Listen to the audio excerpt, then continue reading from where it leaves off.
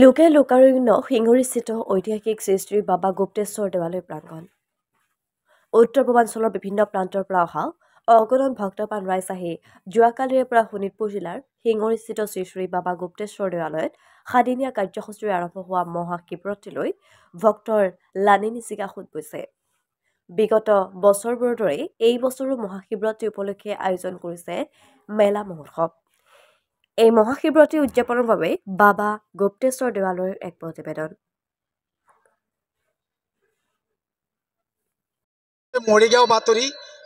মই আজি উপস্থিত আছোঁ শোণিতপুৰ জিলাৰ যি গুপ্তেশ্বৰ মন্দিৰ, হিংৰিত যি গুপ্তেশ্বৰ মন্দিৰ, এই মন্দিৰত আমি উপস্থিত আছোঁ। আপোনালোকক এই গুপ্তেশ্বৰ মন্দিৰত যি মেলা অনুষ্ঠিত হৈছে, এই মেলাখন আপোনালোকক দেখুৱাবলৈ যত্ন কৰিম। আমি সমগ্ৰ দৃশ্য আপোনালোকক দেখুৱাম, যিহেতু ইতিমধ্যে বহুতো ভক্তবৃন্দৰ ভিৰ দেখিবলৈ পাইছোঁ আৰু এইখন মন্দিৰতে সকলোৱে পূজা অৰ্চনা কৰি আছে। আজি আমি জানিব পাৰিছোঁ এই মন্দিৰত 7 দিনৰ যি মেলা, এই মেলা 7 দিনৰ মেলা অনুষ্ঠিত হৈছে। আমি দেখুৱাব বিচাৰিছোঁ, কেমেৰা পাৰ্চনক দেখুৱাব আমি অনুৰোধ জনাইছোঁ।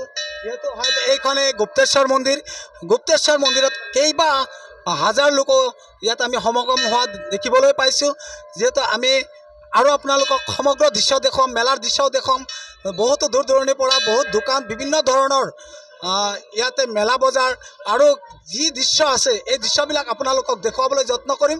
ইতিমধ্যে এইখনে গুপ্তেশ্বৰ মন্দিৰ, এই মন্দিৰতে পূজা অৰ্চনা কৰিবলৈ দেখিবলৈ পোৱা গৈছে। যথেষ্ট মানুহৰ ভিৰ দেখিবলৈ পোৱা গৈছে। ৰাতিপুৱাৰ পৰা গোটেই ৰাতিটো এই মন্দিৰত মানুহে পূজা অৰ্চনা কৰিবলৈ দেখিবলৈ পাইছোঁ। আৰু আপোনালোকক পোনে পোনে আৰু মন্দিৰ আছে, এই মন্দিৰবিলাক আপোনালোকক দেখুৱাবলৈ যত্ন কৰিম। আমাৰ কেমেৰা পাৰ্চনে আপোনালোকক দেখুৱাব। সন্মুখত আৰু মন্দিৰ আছে, এই মন্দিৰখনো আমি দেখুৱাম।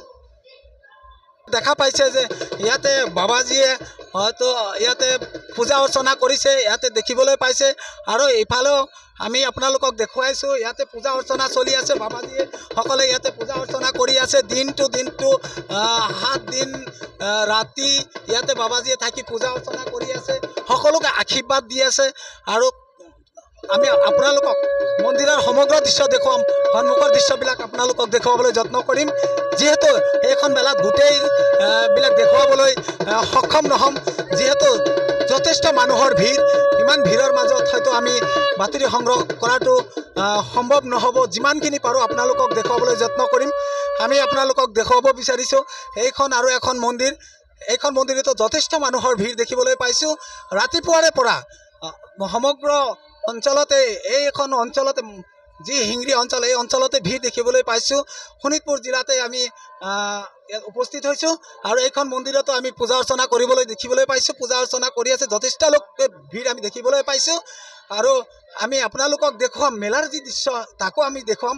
ইতিমধ্যে ইয়াতে আমাৰ যি বাবা, তেখেতে পূজা অৰ্চনা কৰি আছে আৰু আপোনালোকক সমগ্ৰ দৃশ্য আমি দেখুৱাবলৈ যত্ন কৰিম। আপোনালোকে চাই থাকক মৰিগাঁও বাতৰি। আমি দেখুৱাম আপোনালোকৰ মেলাৰ যি দৃশ্য, সেয়াও আমি দেখুৱাবলৈ আপোনালোকক যত্ন কৰিম।